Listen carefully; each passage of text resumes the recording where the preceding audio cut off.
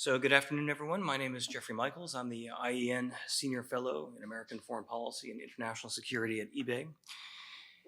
I'd like to welcome everyone to this hybrid session on responding to Russia's invasion of Ukraine, and a special welcome, of course, to Paula Redondo, a program officer on Russia and Central Asia in the NATO Public Diplomacy Division. She'll be presenting the NATO perspective on the war, and in that sense, this session will be about how NATO is responding to Russia's invasion of Ukraine in terms of NATO as a collective entity rather than what individual NATO member states do on their own.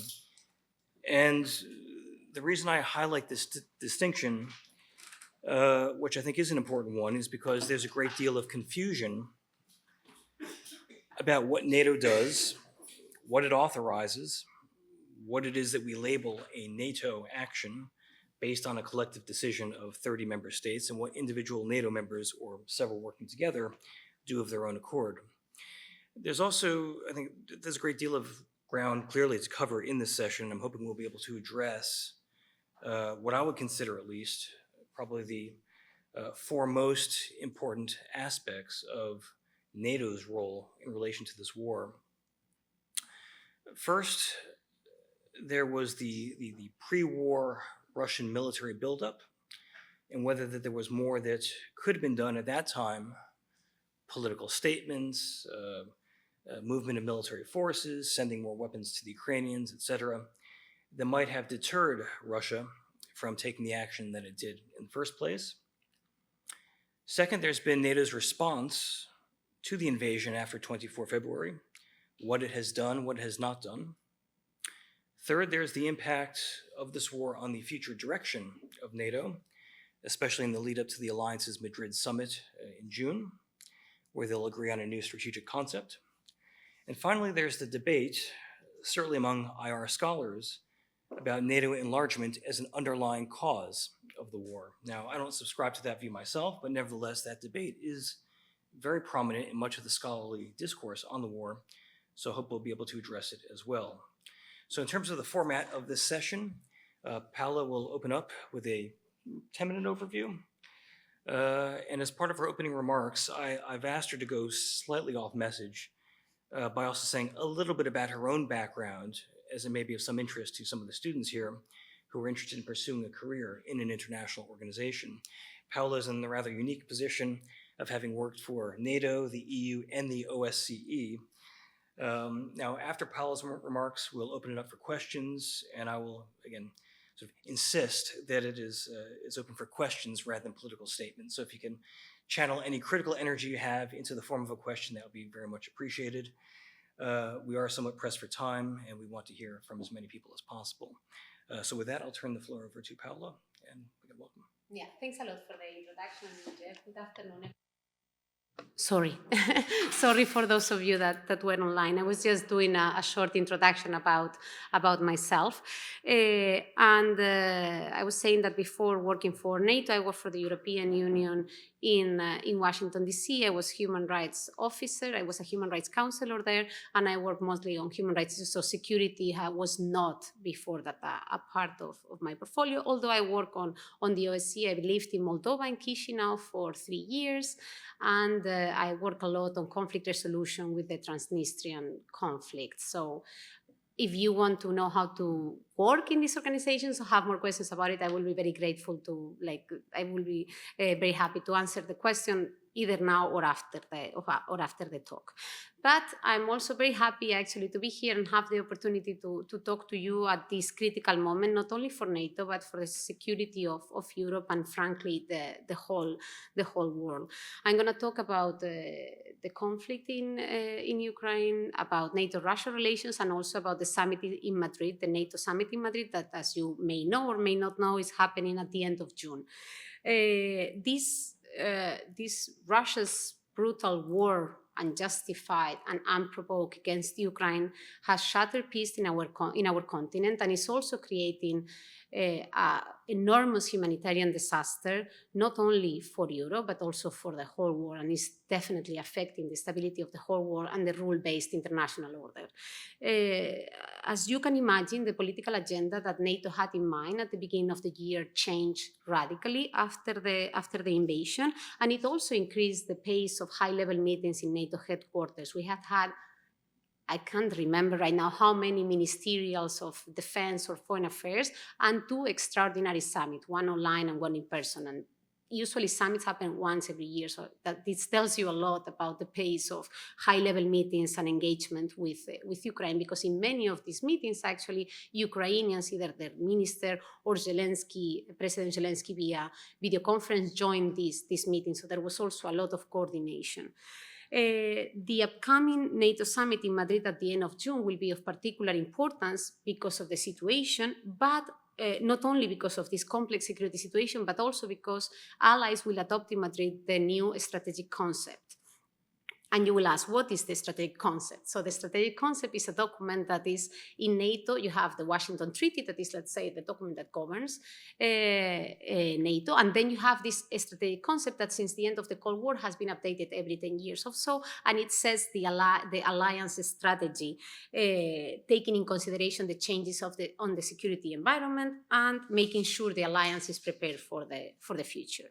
But the current strategic concept is from 2010. And as you can imagine, the world has fundamentally changed since then. First of all, we cannot take peace for granted anymore. Europe is at war.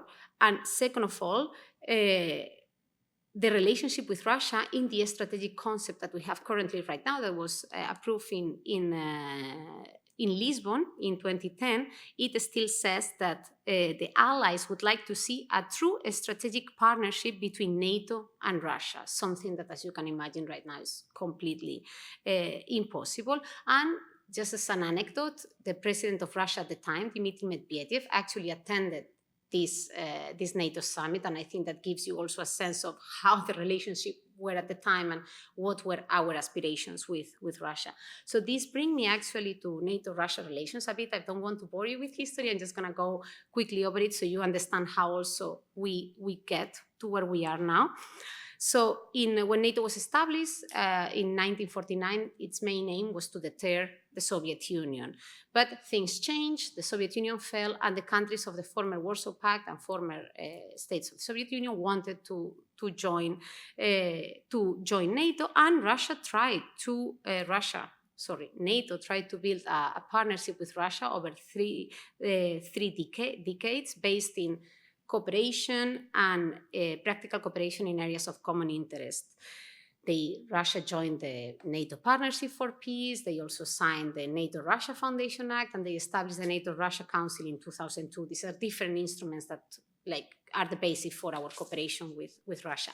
And I know it's maybe difficult to believe now, but NATO and Russia actually had a very strong cooperation. I cannot say that the relation was easy over these years, but definitely they had a very strong cooperation on counterterrorism, crisis management, arms control, scientific cooperation, and many other topics.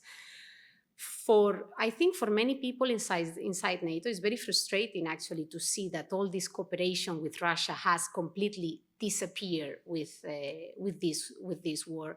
And it's something that NATO has invested a lot in this relationship with Russia, and we definitely didn't want to see this happen. But unfortunately, started in 2008, if I can go a bit back on time again, Russia has engaged in a pattern of aggressive behavior against its neighbors. You had Georgia, as I mentioned, in 2008, Ukraine later again in 2014, but also doing aggressive actions against NATO countries, such as, for example, you may remember the attempted murder of Skripal in the UK, cyber attacks, attempts to meddle in elections, and undermine, frankly, our democracies, and other stuff such as dangerous tests in space, or in a really aggressive nuclear rhetoric in many ways, and the deployment of banned missiles and breaking many of the agreements that they had committed to. So briefly after 2008 and again after 2014, NATO halted their cooperation with Russia, but still moved to a policy of deterrence and dialogue, which means like we were sending through a strong deterrence a message to Russia, and at the same time we had an open dialogue with the Russian authorities and the Russian civil society to increase the transparency of the relationship and avoid any unintended escalation or misunderstanding. But this is all before getting to 2021, when we saw this massive escalation of Russia in the borders of Ukraine. And called out by the international community, Russia actually tried to put the blame on NATO, and this is what Jeff was referring to, saying that actually the fault of all of this was happening was that NATO was being aggressive towards Russia. I think it's difficult to believe that Ukraine was posing a threat to Russia, and difficult to believe that the very few troops that NATO countries had in the eastern flank of the alliance were a threat to Russia. But nonetheless, Russia really tried to push that narrative of like, we are just defending ourselves, it's NATO who is being aggressive. But I think the reality, and now I think we see it better, is that Russia was just trying to undermine the basic principles that underpin European security and European cooperation. And these are principles not that NATO or the European Union or the West, the collective West, have said you have to follow. No, those are principles that Russia actually signed on to and committed to, and they are also established in the NATO-Russia Founding Act, for example. And this includes the right of every country to choose freely their own security arrangements. And I think this is something that is at the core of these principles. Countries do not have the right just because they are bigger or more powerful or have more weapons. They do not have the right to dictate the foreign policy of smaller states or states that are in their neighborhood. And this is why, because we believe in the freedom of these countries to actually choose their security arrangement, is why NATO allies keep reaffirming, the Article 10, which is the one that established that other countries can join the alliance. But with all of this in mind, we try to engage in genuine and constructive diplomacy with Russia during this whole build-up, calling Russia to de-escalate. We met in a meeting of the NATO-Russia Council in the 12th of January, if I'm not mistaken. The Russians came to Brussels, and we met with 30 allies with them to try to address some of their concerns, some of our concerns. The Secretary General actually put an agenda of meetings saying that we could talk NATO-Russia relations, European security, risk reduction, transparency. So we were actually really very genuine and really wanted to engage with Russia, but unfortunately we didn't see the same willingness in the Russian government. And in the 24th of February, as we all know, the war started in Ukraine with this invasion. I don't need to tell you what's happening in Ukraine because you're also seeing that, but it's very important to remember that with the invasion, Russia has also completely disregarded international law, and it has completely broken the trust of any security cooperation that we could have with us, and our relationship right now are at a very, very low point. Going back to the invasion itself, I think Putin grossly miscalculated and did not expect three things. First of all, the strong Ukrainian relations. Second of all, the unity of the West. And third of all, the strong response by NATO and the EU. And that doesn't mean that he is less dangerous, but definitely things are not going according to his plan. And now, to end my initial remarks, that I hope they didn't go too long, I just want to give you a quick overview of NATO response to Russian invasion of Ukraine. Our response has focused mainly on three things. The first is protecting the security of NATO, because NATO, as you know, is a defensive alliance. We are not an offensive alliance, and our number one responsibility is to protect NATO allies. We are using deterrence and defense to send a strong message to Russia, and we are strengthening the eastern flank. That's like all the countries in Eastern Europe that are part of NATO. And what we are doing through this deterrence is try to avoid a war, not starting one. And this is very important to remember. I can go into details if you are interested. We have established four multinational battle groups, and I can get what do they mean and what do they, if you want, in the Q&A. We have 40,000 troops under NATO command. Anyway, we have taken steps to protect NATO allies. That's the first pillar of our response. The second one is unprecedented support to Ukraine, and I want to highlight here unprecedented, because we are often accused that we are not doing enough, but you really need to see that the level of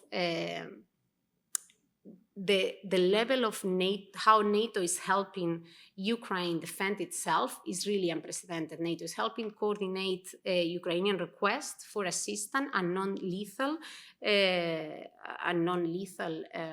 aid, military aid, and is also supporting allies in the delivery of this humanitarian and non-lethal aid. Individual allies, on top of that, they are sending weapons and ammunition to Ukraine, military supplies and medical supplies that are very much needed. And this is the base of this is, as I said before, is the right that Ukraine has to defend itself, which is enshrined in the UN Charter. So this is also important to remember. And this, of course, in addition to financial aid and humanitarian aid that we are providing to Ukraine, allies are providing to Ukraine.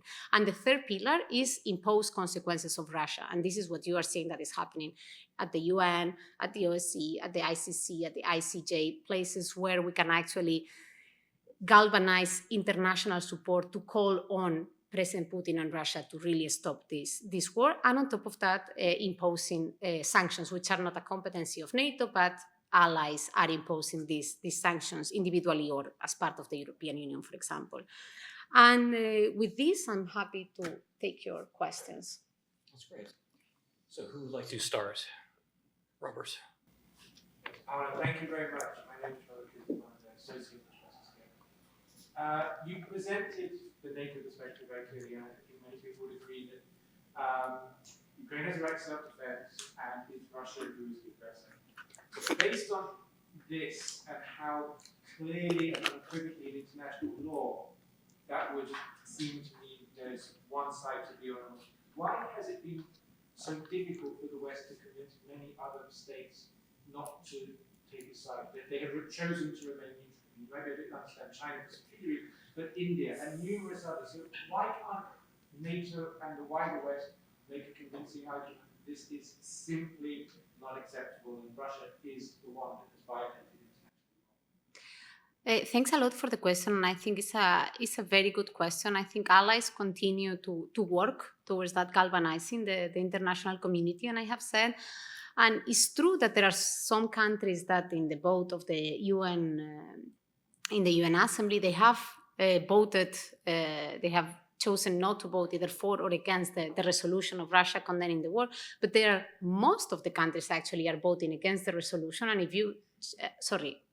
in support of the resolution against Russia, and if you see the countries that are actually voting for Russia against the resolution, is I think only 5 countries, if I'm not mistaken, and they are countries that are already isolated from the international community itself. So it's true that there are certain big countries that have not yet maybe made their voice loud and clear on these issues, but I think the majority of the collective West, if you want to call it, I don't know, or a lot of countries in the world are actually supporting, condemning. They are supporting us in condemning Russia's war. That's one thing. Then also, one of the latest foreign minister ministerials that we had in NATO, actually we were joined by what we call, I think is the P4, which is the Asia-Pacific partners, that's Australia, New Zealand, South Korea, and Japan. And they also firmly were very strong and jointly condemned Russia's invasion of Ukraine.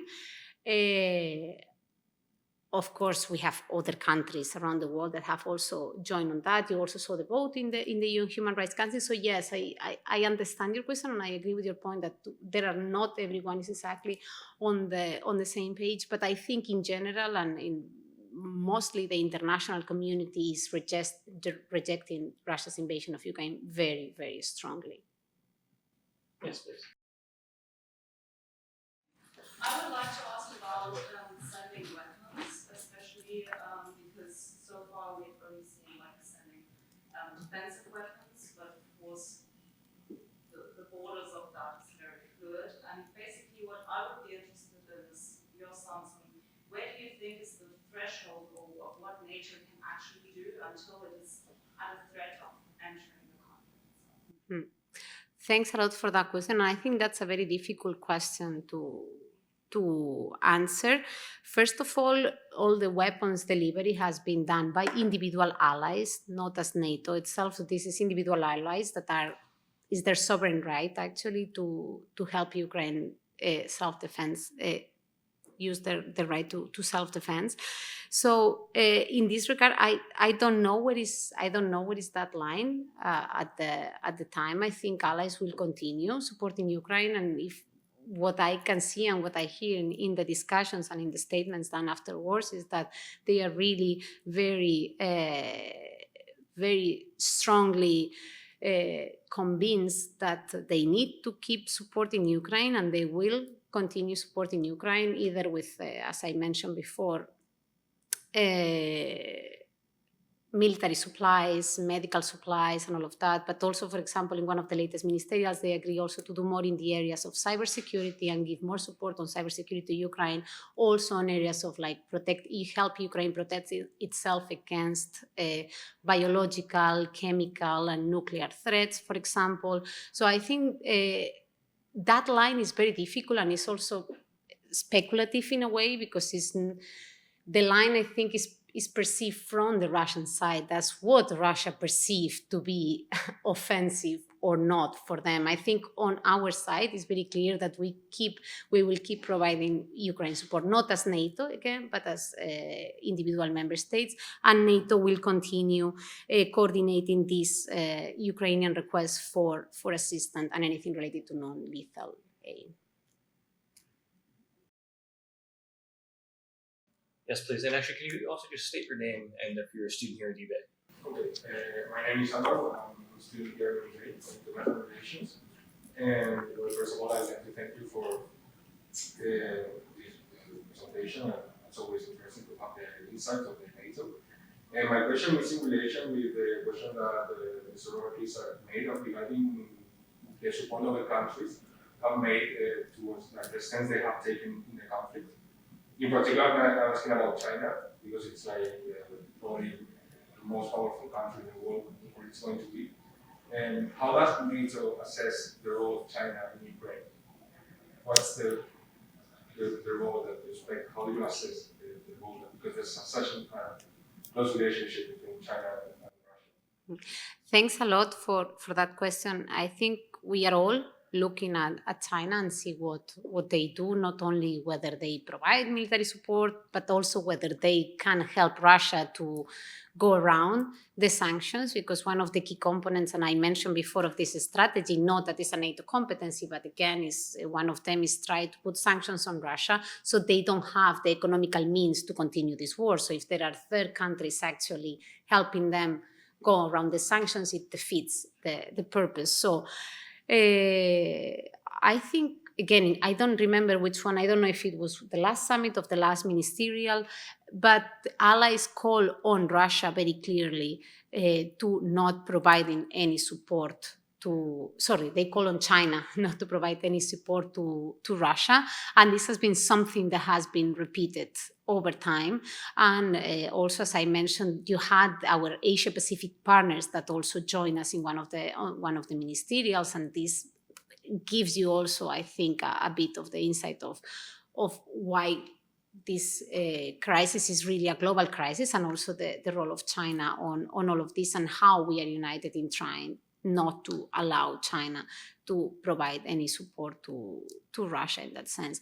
At the same time, we know that the relationship between China and Russia are close, and you have this Sino-Russian statement, I think it was before the Olympics, if I'm not mistaken, the Winter Olympics, if I'm not mistaken, and that can be a cause of concern. That was a cause of concern for us also. I know this is not really related to your question on Russia-China cooperation, but China is a country that also we are, it will, I think, feature in our strategic concept. In the next one, the current one does not mention China at all. It doesn't appear, and throughout all these years, we also see that China is is a very important country, so there should be a way to tackle it maybe in the strategic concept. So this is some of the things that are discussing, and we'll see whether China or not will feature in the strategic concept that will be approved in the Madrid summit. So yes, it's something that we are looking very closely at, and allies are very united in calling China not to cooperate with Russia.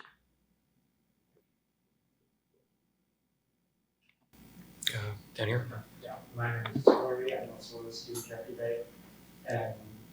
My question is about NATO's communication. I'm not sure if this was NATO or if it was individual members, but I think quite early in the conflict they were quite clear about the extent to which they did not want to get involved. So they were trying to not escalate, but at the same time it always seemed like they were to some extent encouraging Russia to say, this is the level to which we will tolerate, where we will not start getting involved. And that always seemed very strange, why was this kind of strategy chosen? And I think to some extent that's still done.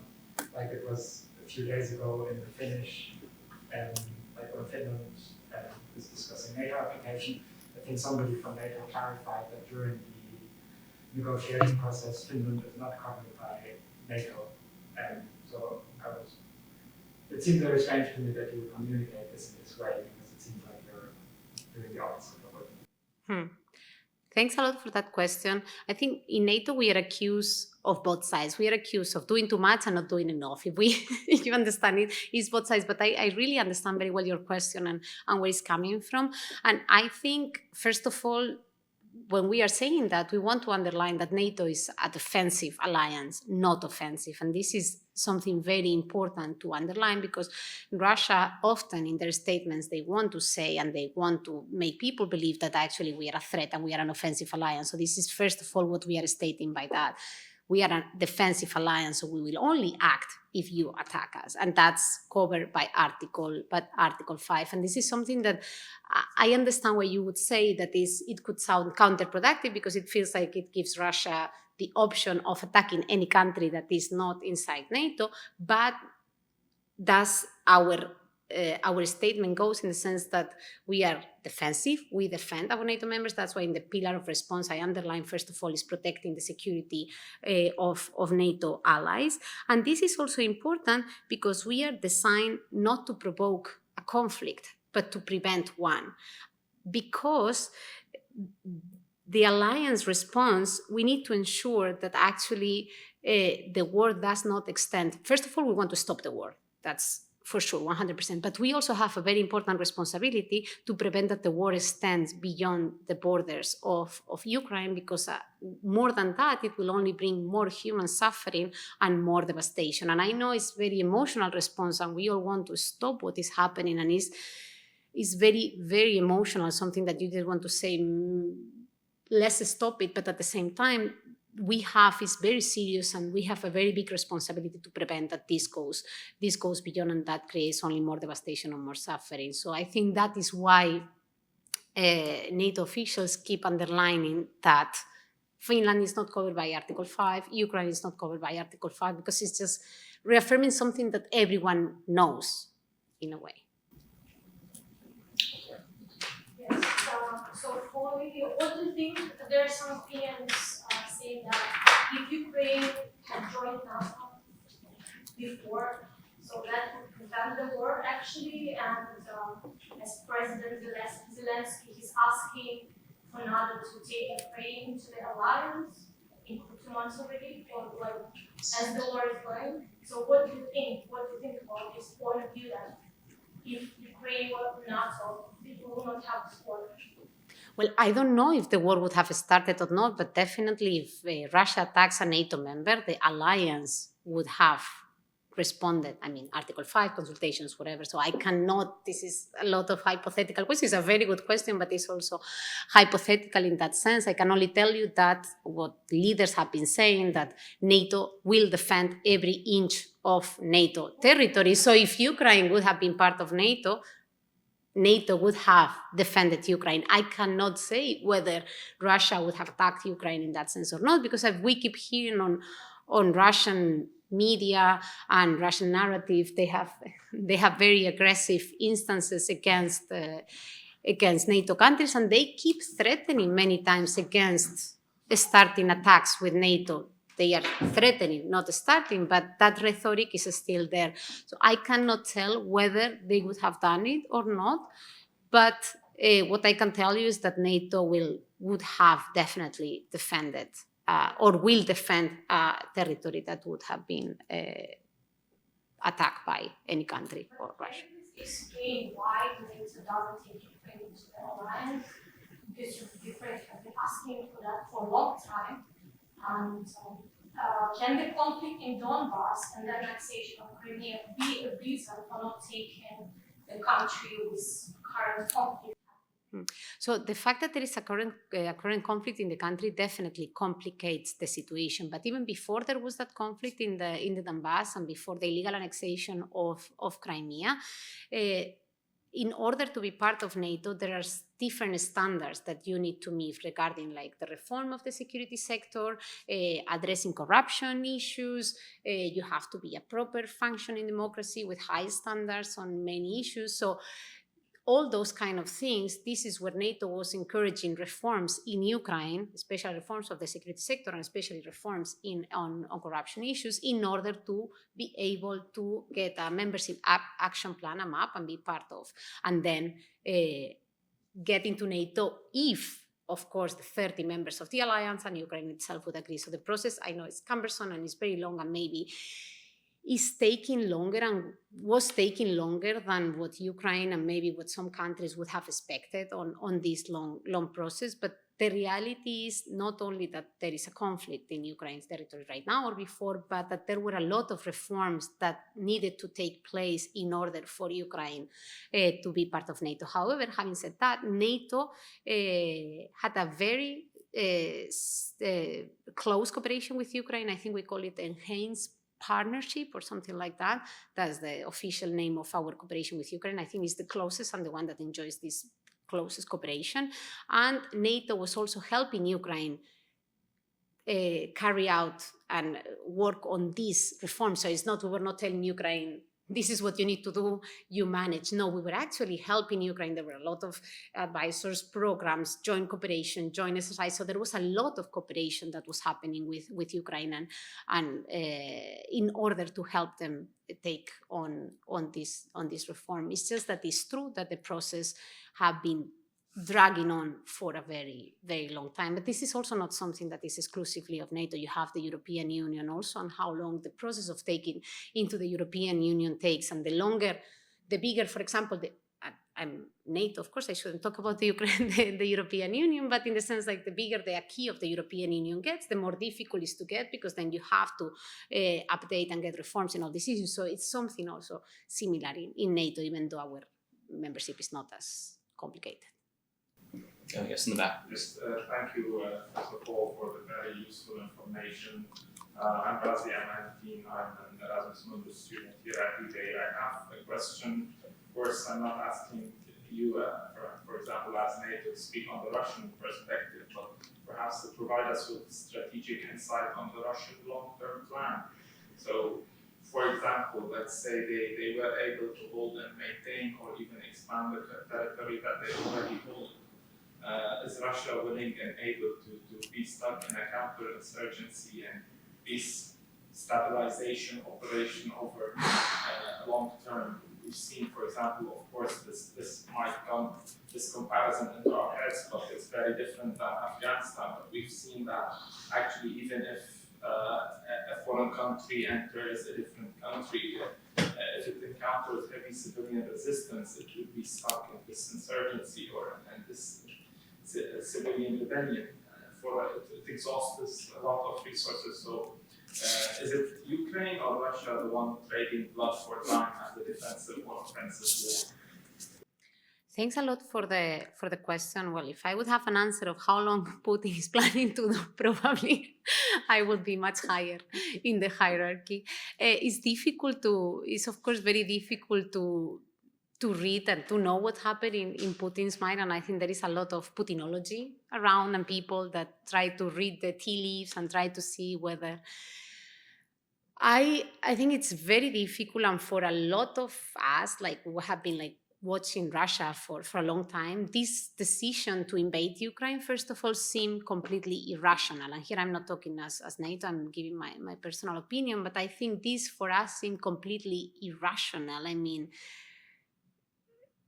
I think probably most of you thought the same. I don't know whether you thought that Russia was going to invade Ukraine or not, but it was definitely, it really sounded like an irrational attitude. Of course, you had a pattern of aggressive behavior that was doing, but that aggressive behavior, the fact that it's translated in a full invasion, it really seemed very rational. So it's also very difficult to know what is their long-term plan or how long is he going to be able to sustain the military losses that he's having. I don't have numbers. Numbers are very difficult. You have like some assessment from the Pentagon and from others. It's very difficult, but in any case, it's a lot. Russia is having a lot of military losses. So how long can he sustain that? I don't think any of our democracies can sustain that. I mean, they think that the president, the head of government would have already fallen, have already been dismissed. But in Russia, the fact that that is an autocracy and is the vertical of power where he takes all the decisions and does of the decisions, his calculation might be completely different. There is also a lot of speculation on how isolated he is in taking these decisions. And I think this in the sense that because it's an autocracy, you don't have the usual democratic check and balances of like he gives a plan and then you have military advisors giving their opinions and other advisors telling them this is a good idea, this is a bad idea. So this also creates this situation where he is the one taking decisions and no one is actually telling him this is bad, this is good, because there are no checks and balances, because it's an autocracy, everyone is afraid of them. So all those things, I think, go into what you were hinting at, how long we'll be able to sustain all of that, and it's very, very difficult to make an assessment. I think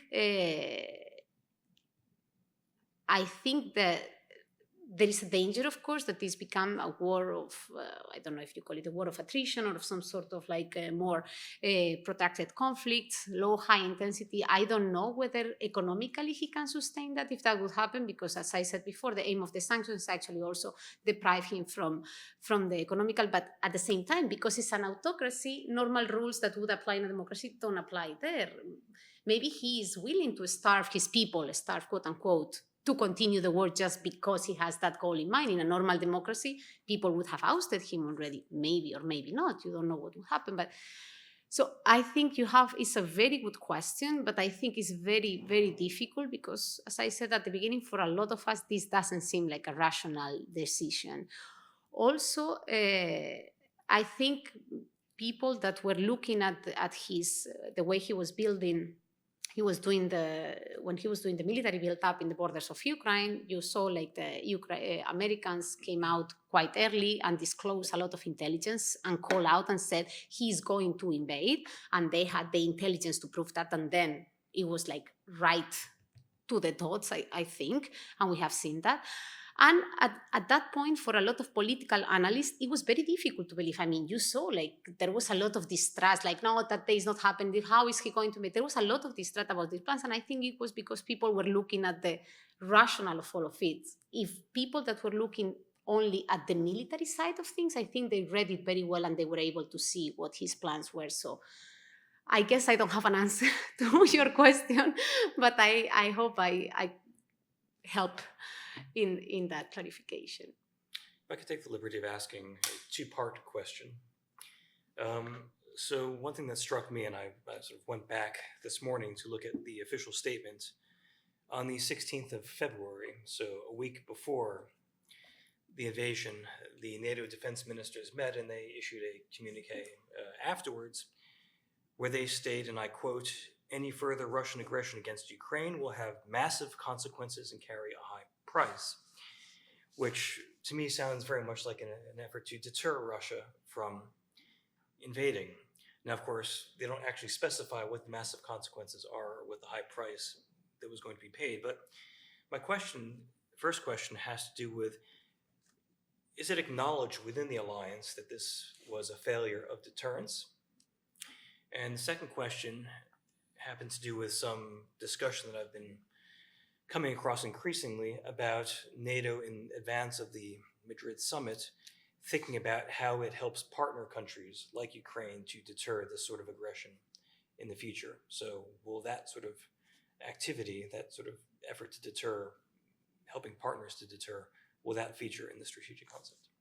Thanks a lot for the question. It is true, yes, we did not deter Russia of invading Ukraine, but I don't know if there would have been anything we could have done to deter. We did, I think, everything it was on our hand. At the end of the day, this was the decision of President Putin to initiate this war, and he can at any point withdraw his troops and the war will finish, because there are no Ukrainian troops in Russian territory. There is nothing else. When he decides that he wants to withdraw these troops, this war will end. So yes, it's true, we did not deter Russia, but I don't know if there was anything we could have done. I think from that point of view, we tried everything. We tried diplomacy. We engaged Russia in the NATO-Russia Council. We proposed, as I mentioned before, a schedule of meetings to discuss these issues. Russia's concerns, our concerns.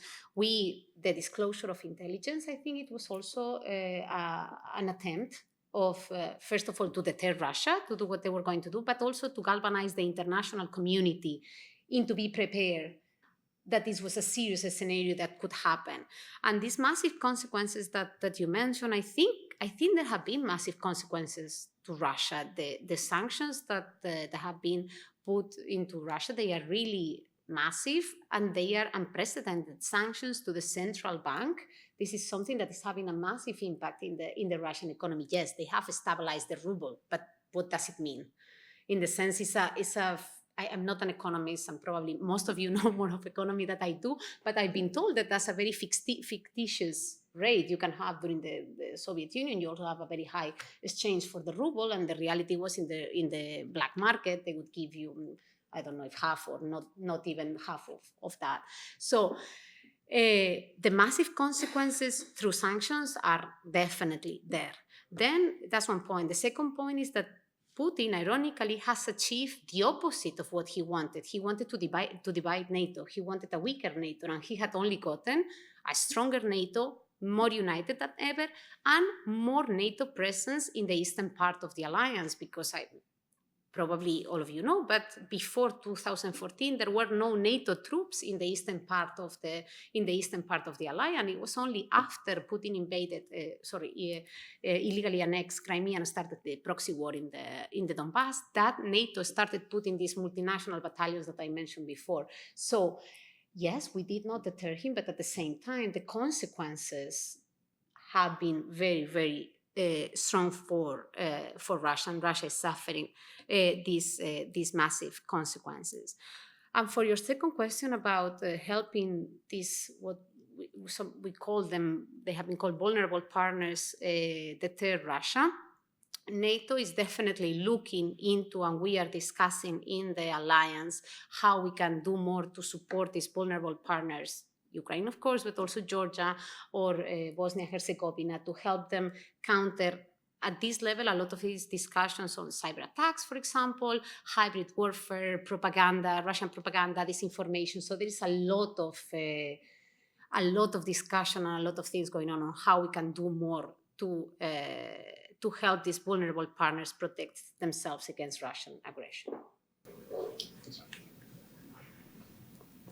Yes, please. Hello, thank you very much for the presentation. My name is Luisa, and I'm also a student here. My question is also sort of twofold. First of all, we were saying the war might drag on much longer than we thought it would. So my question would be about the internal dynamics in the NATO. Right now, everything is sold as a unitary front, and the West is sticking together. But we were already talking that some of the member states have different policies, and how to help Ukraine, not necessarily that we have to help Ukraine. So I would be interested in a little bit overview behind the scenes of war prediction with this unitary front. Will be keeping together over a long term, or if we can see more fragmented decisions there. And then connected to that, this wasn't a very irrational attack, I'm saying, but it has shattered a lot of the things we were sure of, like international cooperation and so on. So this is a big question, but can we put away all the theories we've been learning at university is this the turn of the era, or how do we re-establish trust into these international corporations and diplomacy? Is that maybe something that NATO is also considering in this new strategic plan?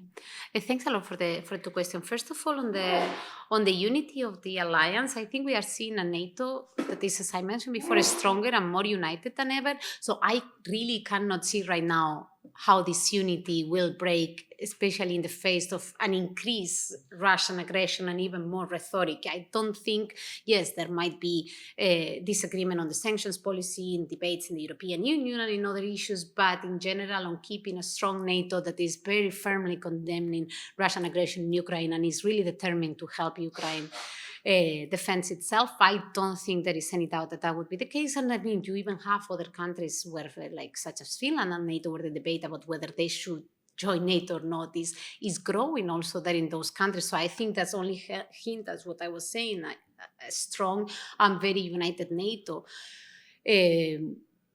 Leaders of the allies have also committed to, that there is a famous 2%, right? That it was agreed like that NATO countries should spend 2% of their GDP on defense. That this was agreed at some point, 2015, if I'm not mistaken. But I think that is something that is getting even a second push right now. Member states are even more willing to do that. There are many individual allies that have already committed to up their defense, some of them even beyond the 2%. And there is in general a reinforcement of this commitment to continue increasing defense expenditures. I think that's also a hint to unity and a stronger NATO. So for me, it's very difficult to see that now. That there are small disagreements here and there, that might be the case, that might happen, but that doesn't mean that those disagreements would be they will break NATO unity in these topics that is central and fundamental. Let's see how allies agree in the strategic concept right now that is being drafted and will be approved in Madrid. And I think your answer will be what comes out of that NATO summit. I think you will see that whether it's a more united or a stronger NATO or not.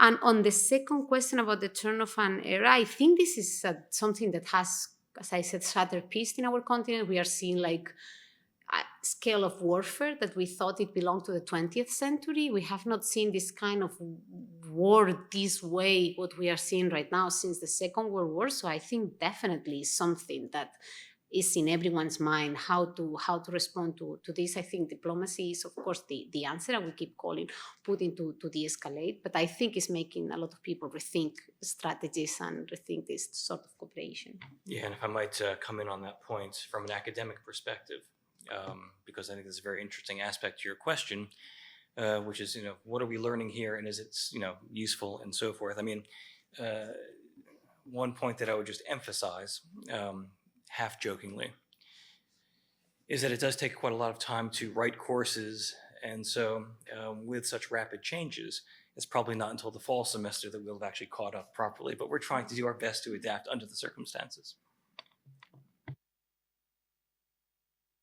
I would like to follow up on these two questions because I think it is really underlines the problem of deterrence.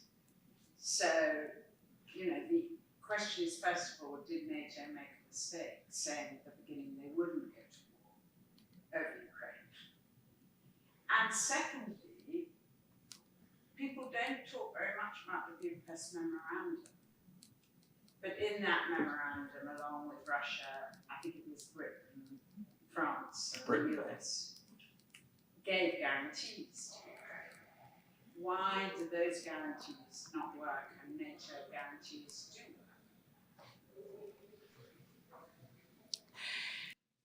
That's a difficult question. I wouldn't expect less. But no, thanks a lot for that question. I think that the difference of the warranties at the end of the day is the political will. Is there political will actually to act on those warranties? Because I've heard like some, probably you know this better than me, but there are like people that says that actually the warranties of the Budapest Memorandum were not actually legal warranties, were some sort of like less than legal warranty. There is a lot of, but I think at the day what it matters is the political will to act and to defend. And I think the political will in NATO right now is very, very strong. And the United States, Not to engage because they're afraid of a nuclear war. because that's very true, but at the same time Ukraine is not a member of the alliance. What we have been saying is, because going back to this, our priority number one is to protect the security of NATO, and this is what President Biden has been saying, I think, in every address since and before the beginning. We will defend to the last inch of NATO territory. Article 5 is sacrosanct. Article 5 is ironclad. Like, I can continue. I know all the expressions by heart. No, but I think, and this is because our objective number one is to safeguard the security of NATO, and that's why we want to reassure NATO members, which some of them are afraid, and it's normal that they are afraid. So first of all, to reassure them that NATO will protect them no matter what, I think is very, very, very important. Is the priority number one. And the second way about like why we are saying, as you were asking also before, that we will not engage on the war, I think is a way also is a way to de-escalate. I know it's weird. Not weird, but maybe it's a de-escalation with an escalation, but I think it's also a way to de-escalate and not get engaged in a constant way of upping the rhetoric about engaging in a war with what you very rightly say, with a nuclear power, which is at the core of this too. On the 1994 Budapest Memorandum, it's one of those documents that it's often referred to but not really read by very many people. But I would recommend to anybody to actually read the document, and if you can see anything that looks like a proper security guarantee, I'd be very, very surprised indeed, because there's nothing in there that even remotely looks like a security guarantee. Basically, it says that if there is a threat to Ukrainian territory, it would go to the United Nations. The problem there, of course, is that Russia's in the UN Security Council, so it basically means that it's utterly worthless. Thanks for that too. No worries. I'm sorry that I No worries. I mean, this is definitely Putin's war, and I think the Americans call it Putin war of choice. Sorry, I think that is the phrase that they use, and it's very difficult to see it otherwise. It was his war. He decided to go to war, and without, as I said, there was no provocation, no threats from Ukraine, no reason whatsoever. He decided to go to war. So it's very personalized in that sense, that it's definitely his war. And you have probably heard his speech that he gave in the coming up to the invasion, how he talks about Ukraine, and you can really feel like this is very, I don't know what sort of maybe grievances he has against Ukraine, but there is definitely a lot of that there. I don't know about what you were saying, if Putin needs to go before to find a solution or not. What I say is that I think you've seen many NATO allies trying to engage with Putin on this war, calling him to stop. Many phone calls from many NATO allies that have been trying to engage himself, and I think they will continue to engage on that. So I think he can.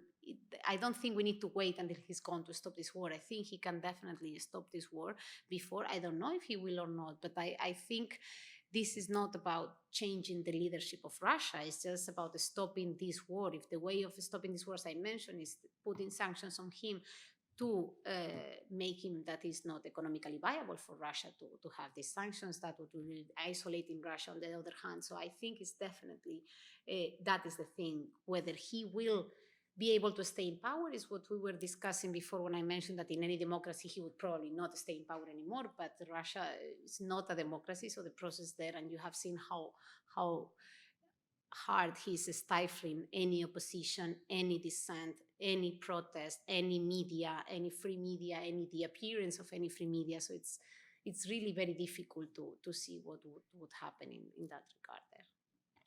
We just have a couple of minutes left. Are there any final questions? Yes, please. Hi, I'm Alex. I'm doing global public policy here. Thank you so much for speaking. It's been really, really interesting. And it's fantastic for us to have access, to a type of role that we might have later. So I'm really interested in sort of professional and maybe more personal insight into something. Is that in working in NATO and in seeing the whole, maybe NATO has failed to have sufficient deterrence against its did this change your personal and professional view on like why you work there? Like in a way where you're more enthusiastic or like passionate about working there, or did this like question what you were doing? First of all, I don't see it as a failure. I don't see it as, I can understand why you would say that it's a failure of deterrence, but this also in a way puts the responsibility into NATO. The responsibility is, of course, and I'm not saying that you don't agree with that, but I'm just trying to reframe the question. The responsibility is in Putin, and he's the one, or Russia, or the Kremlin, however you want to call the entity that started the war. So it's really on them. The fact that we didn't manage to deter Russia from Ukraine is that, but that's not the number one task of NATO. The number one task of NATO is to protect the security of all the allies, and on that, NATO actually is a success and has been historically a success. We have kept the Euro-Atlantic area at peace for many, many years, and we have brought peace and security in a lot of countries, and the reality is that all of the countries of the former Soviet Union and the former Warsaw Pact that have joined NATO have increased their prosperity, and this is also because they have stability and security. So I don't see it as a failure, so I'm still very enthusiastic and committed to work in NATO. Also, I joined NATO very recently. I only joined NATO in January, so I've been like, yes.